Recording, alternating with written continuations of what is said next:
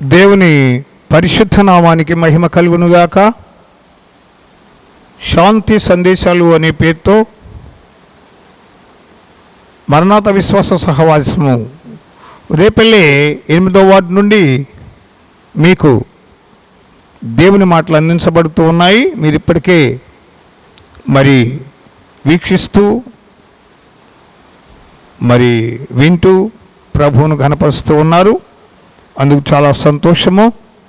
ఈ సందేశాలు మీకు ఇంతకుముందు వినబడి ఉంటే మంచిది, లేని యెడల ఈ సందేశాల ద్వారా ప్రభు మీతో మాట్లాడుతున్నాడని తప్పకుండా మేము నమ్ముతున్నాం.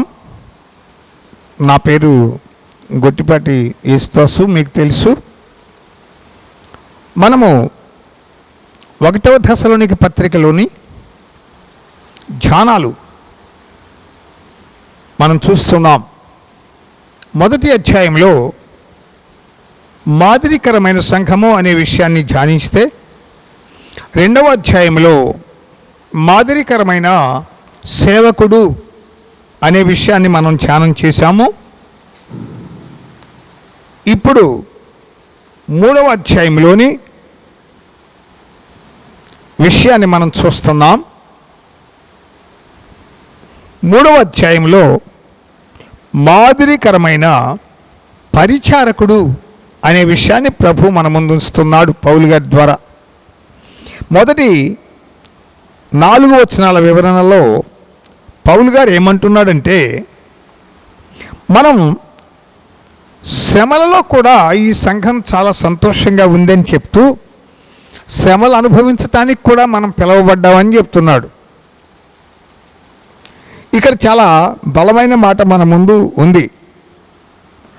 శ్రమల కోసం మనం నియమింపబడ్డాం, రక్షింపబడటానికి, ప్రజలను రక్షణలోకి నడిపించడానికి, ప్రజా సంక్షేమం కొరకు, ప్రభుత్వాల ఆశీర్వాదం కొరకు, దేశ సంరక్షణ కొరకు, దుర్మార్గుల దుష్టత్వంలోంచి విడుదల కొరకు, దురభ్యాసాల బానిసత్వం నుంచి విడుదల కొరకు, పరలోక పౌరసత్వం కొరకు మనం ప్రార్థన చేయడానికి పిలువబడటమే కాదు, ఈ పరిచర్యలో మనము శ్రమలు అనుభవించడానికి కూడా పిలువబడ్డాము అంటున్నాడు పౌలు. శ్రమలంటే భయం. శ్రమలు అనేవి మనిషి జీవితంలో సహజం. శ్రమలు లేని వారు అసలు ఉండరు. శ్రమలు లేని సంఘం అసలు సంఘమే కాదన్నాడు ఒక భక్తుడు. కనుక ఇక్కడ జ్ఞాపకం చేసుకుందాము, భలే మంచి ఆశీర్వాదాలు శ్రమలలో నుంచి కూడా విశ్వాసి పొందుకుంటాడు. ఇక్కడ నేను మీకు చెప్తున్నాను, మనము శ్రమలలో కూడా ధైర్యంగా, నిబ్బరంగా, నెమ్మదిగా, సమాధానంగా ఉండాలి అంటే క్రీస్తుతో కూడా కలిసి పనిచేయాలి. క్రీస్తును మనం చేస్తున్న పనిలో క్రీస్తును కూడా పని చేయనివ్వాలి. క్రీస్తును పని చేయనివ్వాలి. క్రీస్తును పక్కన పెట్టి క్రీస్తు కంటే వెనుకగా ఉండి క్రీస్తు కంటే ముందుగా వెళ్ళి ఆయన చిత్తమును మనం నెరవేర్చలేం. కనుక ఇక్కడ ప్రభువారు ఒక మాట అంటాడు, యోహాను సువార్త 9:4 అంటాడు. ఏమంటాడు? నన్ను పంపిన వాని, పగలున్నంత వరకు నన్ను పంపిన వాని యొక్క చిత్తము మనము చేయాలి అంటాడు. మనము అంటాడు అన్నమాట, అండర్లైన్ చేసుకోండి. అంటే మీరు, నేను అంటాడు. ఒక మాటలో చెప్పాలి అంటే, నేను లేకుండా మీరేమీ చేయలేరు. దాన్ని తిరగేసి చెప్తే, మీరు కూడా నాకు కావాలి, మీరు లేకుండా నా కొరకు నా పని నేను ఒక్కనే చేయను అంటున్నాడు ప్రభు. ఇక్కడ శ్రమలు సుఖాలు మధ్యలో నిజంగా విజయాలు వైఫల్యాలు మధ్యలో క్రీస్తు మనతో కూడా ఉండడం మనకు అవసరం. చాలామంది నాకు డబ్బు ఉంది, అవకాశం ఉంది, నా వాళ్ళు చాలామంది ఉన్నారు కాబట్టి నేను దేవుని సేవ చేస్తానంటారు. చేస్తానే ఉంటారు. కానీ క్రీస్తుతో కూడా కలిసి పని చేయని పని అది అదిగానే ఉంటుంది. జ్ఞాపకం చేసుకోవాలి మీరు. ఇది కడవరి కాలం. క్రీస్తుతో కలిసి చేసిన పని. ఆఖరిలో ఏ పని మిగులుతుందో కూడా పౌలు గారు చెప్పారు. బంగారం పని ఉంది, వెండి పని ఉంది, ఇనుము, ఇత్తడి, రాగి, జర్మన్ సిల్వర్, చివరికి మట్టి పని ఉంది, కర్ర ఉంది, కొయ్యకాలు ఉంది. కాల్చబడిన తర్వాత మిగిలేది రాయే. అది నిజమైన పరిచర్య అని చెప్పుకుంటూ వచ్చాడు. జ్ఞాపకం చేసుకోండి. ఓ కన్నులు మిరిమిట్లు గొలిపే లోకములోని చిత్ర విచిత్ర దృశ్యాలను చూచి, పెద్ద పెద్ద కార్యక్రమాలను చూచి నువ్వేమీ గొప్పని చెప్పుకోవద్దు, నిన్ను నువ్వు తగ్గించుకోనవద్దు. నీదైన బాణీలు దేవుడు నీతో చెప్పిన పని క్రీస్తుతో కలిసి చెయ్యి, దేవుడు ఫలవంతం చేస్తాడు. హల్లెలూయా. ఇక్కడ అంటున్నాడు 5వ వచనంలో, 3వ అధ్యాయంలోని 5వ వచనంలో, మీ విశ్వాసము జాగ్రత్త అంటున్నాడు. విశ్వాసము జాగ్రత్త అంటున్నాడు. 3వ పాయింట్, మాదిరి అయిన పరిచారకుడు. పరిచర్యలో యేసుక్రీస్తు ఉన్నాడు, శిష్యులు ఉన్నారు, విశ్వాసులు ఉన్నారు. అందరూ పరిచారకులే. మనుష్య కుమారుడు పరిచర్య చేయించుకున్నటకు రాలేదు కానీ చేయుటకే వచ్చాడన్నాడు. గుర్తుందా మీకు ఆ మాట? చాలా బాగుంది. కాబట్టి మీ విశ్వాసం జాగ్రత్త. లేనివి మీకు అనుగ్రహింపబడినప్పుడు, తెలియనివి మీకు బాగా తెలియపరచబడినప్పుడు, ఓహో పర్వాలేదని మిమ్మల్ని మీరు సంతృప్తి పడుతూ ఉన్నప్పుడు, పరుచుకుంటున్నప్పుడు, కొంతమంది కంటే మేము పర్వాలేదు అని మీకు అనిపించినప్పుడు గోముగా గర్విష్టితనం వస్తుంది. నాశనానికి ముందు గర్వం నడుస్తుందనే మాట జ్ఞాపకం చేసుకోవాలి. పరిచర్య చేయటంలో ప్రభువే కాదు, పాదాలు కడిగాడు ఆయన. 30 వెండి రూపాయలకు అమ్ముకుని డబ్బులు జేబులో పెట్టుకుని వచ్చినటువంటి యొక్క ఇస్కరియోతు యోధ సంగతి తెలిసి కూడా ఆయన పాదాలు కడిగాడు. అంత ప్రేమమూర్తి. శత్రువు పాదాలు కడగడంలో క్రీస్తు యొక్క ప్రేమకది పరాకాష్ఠ. అంతకంటే మించిన ప్రేమ లేదు. నువ్వు అంతకంటే గొప్పవాడివా? నీకు లేనివెన్నో కొన్ని ఇస్తే, ఈ లోకంలో ఫలానా అని నేను చెప్పక్కర్లేదు కానీ నీకు లేని ఒకప్పుడు లేనివి ఎన్నైనా ఇస్తే నువ్వు విశ్వాసభ్రష్టుడు అయిపోతున్నావేమో. ఒకప్పుడు దేవుని మీద ఆధారపడిన స్థితిని నువ్వు కోల్పోయావేమో. ఒకప్పుడు దేవుని సంతోషపరిచిన నీవు ఇప్పుడు దేవుని దుఃఖపరుస్తున్నావేమో. నీ విశ్వాసం జాగ్రత్త. ఎందుకంటే నీవు క్రీస్తు రాజ్యంలోకి వెళ్ళాల్సి ఉన్నావు. నువ్వు వెళ్ళే ముందు కొందరిని సంపాదించుకుని వెళ్ళాల్సి ఉన్నావు, కొందరిని వెంటబెట్టుకుని వెళ్ళాల్సి ఉన్నావు. అసలు నువ్వు రక్షింపబడిందే నీ కుటుంబంలో రక్షణ లేని వాడిని దేవుని యొద్దకు నడిపించడానికి అనేది నీకు ముందు తెలియాలి. నీకు అదేమీ పట్టదు. పరులు నీకు కనబడతారు. వారు దేవునికి దూరంగా ఉన్నమాట నిజం, వాళ్ళు పాపాత్ములైన మాట నిజం. వాళ్ళు హంతకులో, నరహంతకులో, దేశద్రోహులో, సంఘ విద్రోహులో, బలిసిన జలగలో, సంపాదన మీద కళ్ళు పొడుగుపోయిన వారు, వారి ఇష్టానుసారంగా జీవిస్తున్నవారు, అవన్నీ నువ్వు చెప్పేది నిజమే. వాళ్ళు నీ కళ్ళకు కనబడతారు. అట్ ద సేమ్ టైం నీ వాళ్ళు నీకు కనబడట్లేదు. అది వచ్చిన సావు. నీ బాధ్యత అక్కడ మొదలవుతుంది. నీ విశ్వాసం జాగ్రత్త.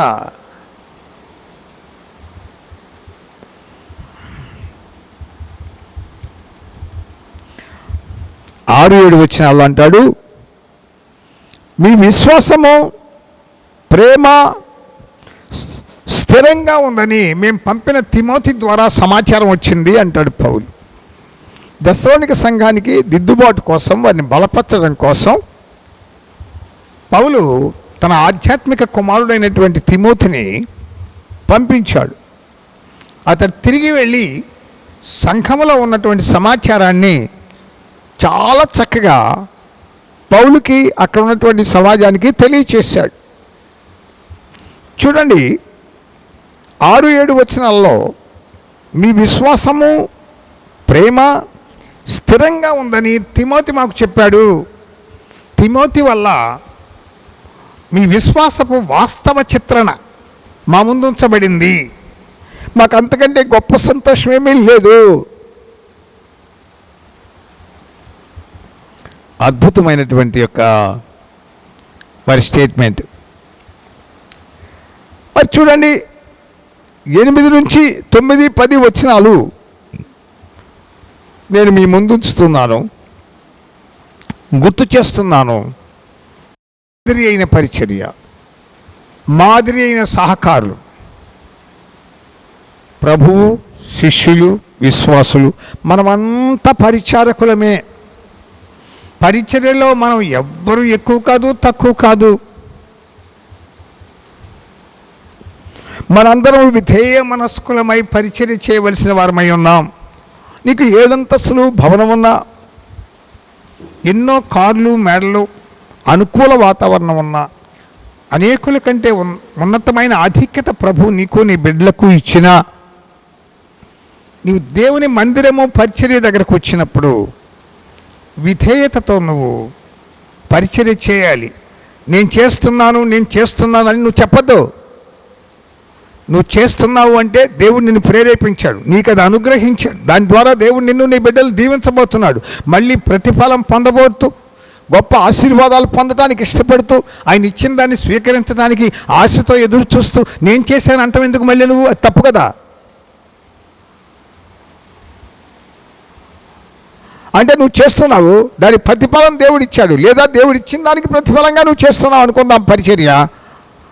దానికి నేను చేశాను అంటానికి పక్కా వాళ్ళ సింపతిని నువ్వు ఎందుకు అడగడం, వాళ్ళ సానుభూతి కోరటం ఎందుకు? తప్పు కదా.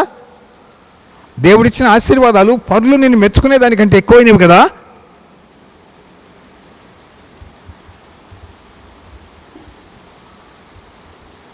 అవును, నీవు దేవుని నుంచి ఆశించేది నువ్వేదో చెప్తున్నావు, నీ నుండి దేవుడు ఆశించేది ఆయనకి జవాబు చెప్పలేకపోతున్నావు. ఇక్కడ భలే అద్భుతమైన మాట వాడతాడు ఆయన. అందుకే విశ్వాసము, ప్రేమ మీరు స్థిరంగా ఉన్నారన్న సంగతి తిమోతి మాకు చెప్పాడు. తర్వాత రండి, నేను చెప్తాను.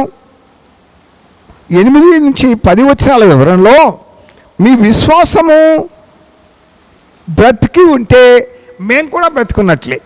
అదేంటి, మీ విశ్వాసం బ్రతుకుంటే మేము బ్రతుకున్నట్లే, లేకపోతే చచ్చిపోయినట్ట? పౌలు భలే విచిత్రంగా మాట్లాడుతూ ఉన్నాడు. అవునండి, మీ కొరకు కన్నీరు విడిచి మిమ్మల్ని రక్షణలోకి నడిపించి బాప్తిసం ఇచ్చి మీ సంక్షేమం కొరకు ప్రార్థిస్తే, మీరు మీ బిడ్డలు మా కళ్ళ ముందు ఉన్నతమైన స్థాయికి హెచ్చింపబడితే, అప్పుడు కూడా మీరు దేవునికి మహిమకరంగా ఉన్నారని సాక్ష్యం ఇస్తే అక్కడ మేము బ్రతికినట్లే. హెచ్చింపబడిన తర్వాత మిమ్మల్ని మీరు హెచ్చించుకుంటూ దేవుని నామానికి అవమానకరంగా బ్రతికినట్లయితే మీరు మా సువార్తకు ఫలితం ఏముంది? మేము బ్రతికినట్టా చచ్చినట్టా? మీరు హెచ్చింపబడిన తర్వాత కూడా దేవునికి సాక్షులుగా ఉంటే నిజముగా మీ వల్ల మేం బ్రతికినట్లే అంటున్నాడు పౌలు. స్తోత్రం చెప్దాం, హల్లెలూయా. కనుక ప్రియ దేవుని బిడ్డలారా, మేం బ్రతికుండడం, మీరు బ్రతికుండడం, మన ఇరువురు బ్రతికుండడం, క్రీస్తు మనలో సజీవుడిగా ఉండడం, క్రీస్తు మనతో కలిసి పనిచేయడం, శ్రమలలో కూడా క్రీస్తును మనం వెంబడిస్తూ ఉండడం అనేది నిజమైన బ్రతుకు మంది అనేది పౌలు యొక్క భావం. ఈ 3వ అధ్యాయంలో మళ్ళీ చెప్తున్నాను, విసుక్కోకుండా వినండి. మాదిరి అయిన పరిచారకులు పరిచర్య చేస్తున్నారా? మేమే చేస్తున్నాము, మేము ఇక చేయలేము, మా వల్ల కాదు అనేవాళ్ళు ఉన్నారు. ఏం చేశారు మీరు? ఎంతగా చేశారు?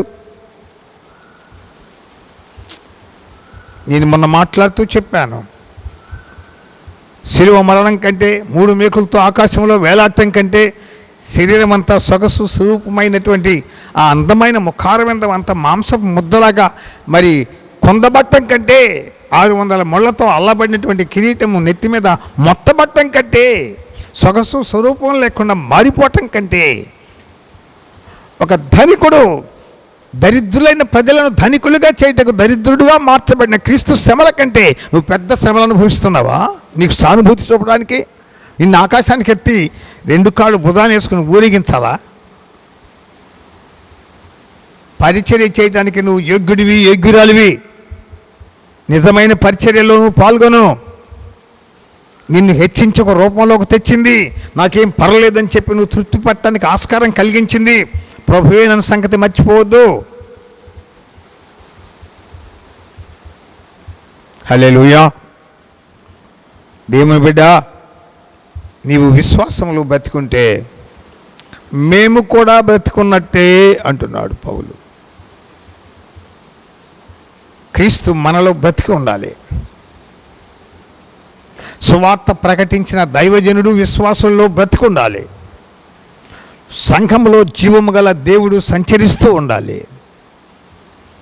దేవుని మహోన్నతమైనటువంటి యొక్క ఆ అద్భుతమైనటువంటి యొక్క కార్యం మన మధ్య జరగాలి, జరిగి తీరాలి. అప్పుడు సేవకుడు, దేవుడు సంఘములో విశ్వాసుల్లో బ్రతుకున్నట్లు ఇది మాదిరి అయిన పరిచారకుల సంఘం. చూడండి, 12-13 వచనాలు చదువుతాను. యేసు తన పరిశుద్ధులతో వచ్చినప్పుడు ఆయనను మనము ఎదుర్కోబోతున్నాము. చూడండి, నేను చెప్పాను ముందుగానే, ఈ 1-2 దశలోనిక పత్రికలు క్రీస్తు 2వ రాకడను గురించి తెలియజేస్తున్నాయి.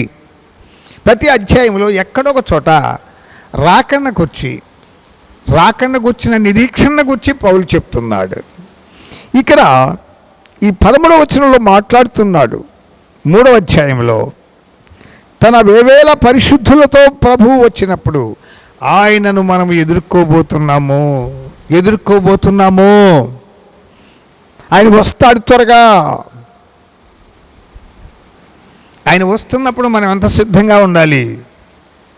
పెళ్లి కుమార్తె వరుడు వస్తున్నాడు అన్నప్పుడు ఆమె తన అలంకరణలో లోపాలన్నీ సరిచేసుకుంటుంది, ధరించాల్సిన ఆభరణాలన్నీ ధరిస్తుంది, ఉన్న వస్త్రాలన్నింటిలో అతి శ్రేష్టమైనటువంటి వస్త్రాలు ఆమె ధరించుకుంటుంది. ఆమె అద్దం ముందు, తన ప్రతిబింబిక ముందు తన ముఖారవిందాన్ని బహుగా అలంకరించుకుంటుంది. ముడతలు, మచ్చలు, డాగులు, కళంకము, మొట్టాలు ఆమె ముఖంలో ఎక్కడ తేడా లేకుండా చూసుకుంటుంది. తన వరుడు వచ్చి చూసినప్పుడు తన వరుడు, తన ప్రియుడు, తన కొరకు రక్తం పెట్టి ప్రాణం పెట్టి తిరిగి లేచి వెళ్ళినవాడు, మరలా వస్తానని చెప్పినవాడు, ఆయన వచ్చినప్పుడు ఆయన ఎదుర్కోవటానికి అన్ని విధాలా సంసిద్ధమవుతుంది కదా. ఓహో, చాలా అద్భుతమైనటువంటి విషయం. ఆ సన్నివేశాన్ని ఊహించుకుంటేనే ఆనందంగా మనసు పులకరిస్తుంది. కోరుకున్న ప్రియుడు వస్తాడు. మనం పాడుకుంటాం, నీ ప్రియుడు యేసురాజు కోరెను నీ అందం, అతి త్వరలో రానయ్యున్నాడు, ఏది నీ సౌందర్యం. వధువా సంఘవధువా వినుమా సిద్ధపడుమా, నీ ప్రియుడు యేసురాజు కోరెను నీ అందం, అతి త్వరలో రానయ్యున్నాడు, ఏది నీ సౌందర్యం. అతి త్వరలో రానయ్యున్నాడు, ఏది నీ సౌందర్యం. నీ అందాన్ని, నీ సౌందర్యాన్ని సిద్ధపరచుకో, మెరుగుపరచుకో, మరింత ప్రయాసపడు, ప్రార్థనల ద్వారా పోరాడు, అనేకులను దేవుని కొరకు సిద్ధపరచు, ఒక పెద్ద అందమైన గుంపును ప్రియుడి కొరకు సిద్ధపరచు. ఆయన రాకడ వాంఛలు నెరవేరుతూ ఉన్నాయి.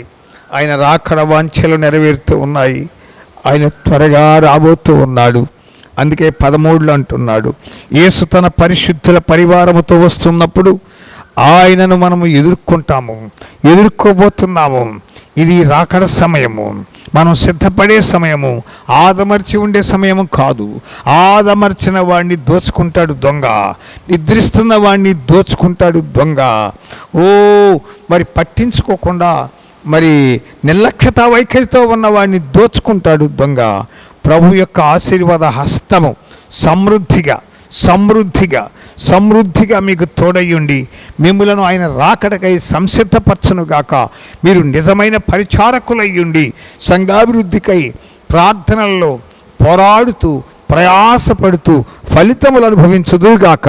ప్రియదేవుని బిడ్డ, నీ ద్వారా నా ద్వారా మరి ఈ పరిచర్య ద్వారా, ఈ పరిచర్యలో సహాయ సహకారాల ద్వారా, ప్రార్థన పోరాటం ద్వారా మరి చక్కని మరి ఆ సంఘాభివృద్ధి, అనేక ఆత్మల సముపార్జన, అనేక మంది అందవికారంగా ఉన్నటువంటి వారిని దేవుడికి ఇష్టమైన అందమైన కన్యకలుగా తయారు చేయవలసిన భారాన్ని ప్రభు మనకు అప్పగించి ఉన్నాడు.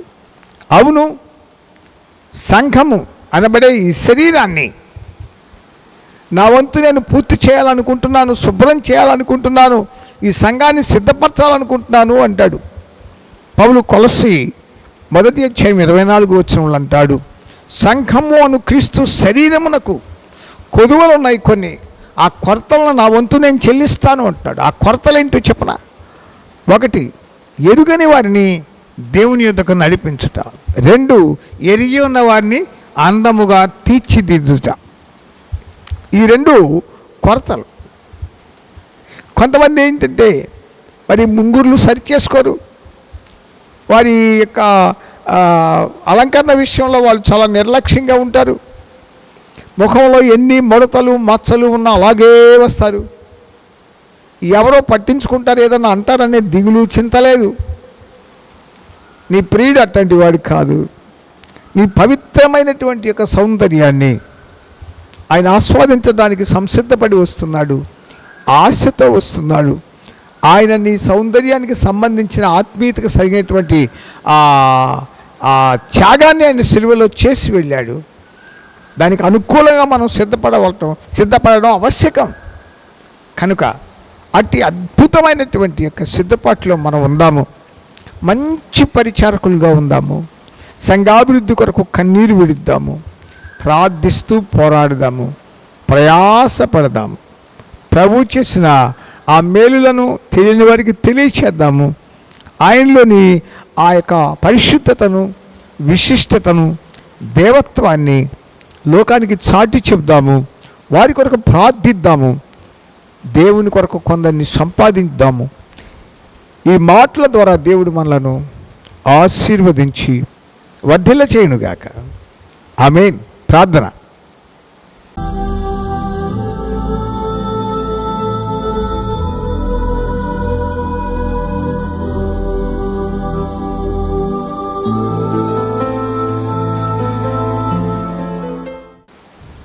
సర్వాధికారి,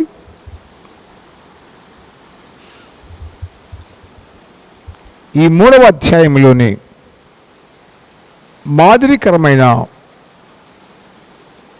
పరిచారకుడు అనే విషయాన్ని మాతో మాట్లాడారు.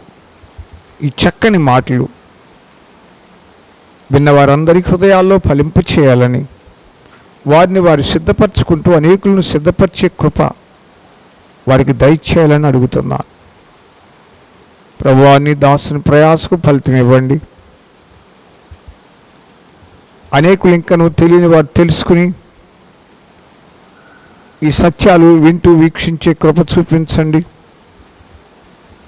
వారు తెలుసుకుని నీ ఘననామాన్ని మహిమపరిచే శక్తి దయచేయమని, రాకపోకల్లో కృపలు విస్తరింప చేయండి. నీ ప్రజల ప్రయాణాలు, ఎందరు నీ సత్యాన్ని ప్రకటిస్తానికి ప్రయాసపడుతున్నారో, నీ సేవలో సహకరించడానికి వస్తున్నారో, రాత్రింబగళ్ళు కష్టపడుతున్నారో, ఎందరు విశ్వాసులు సేవకులతో కలిసి మోకరించి కన్నీరు విడుస్తున్నారో, వారందరి ప్రార్థనలు ఆలకించి ప్రతిఫలం దయచేయమని, సమాధానం అందించమని యేసుక్రీస్తు మహిమగల నామములో ప్రార్థిస్తూ వేడుకుంటున్నాము స్వామి. ఆమేన్. ఆమేన్. మీకందరికీ వందనాలు.